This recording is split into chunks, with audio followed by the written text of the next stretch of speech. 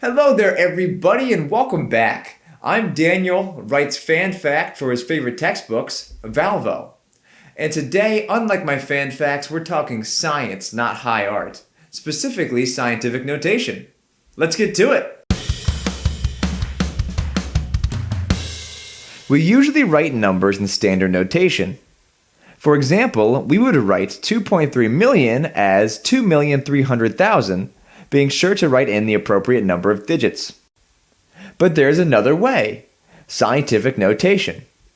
Scientific notation is a way of writing numbers, especially very large or small numbers, by using powers of 10. For example, in scientific notation, 2.3 million would be 2.3 times 10 to the sixth, which of course equals 2,300,000 in standard notation. In scientific notation, we always have a decimal, sometimes called the coefficient,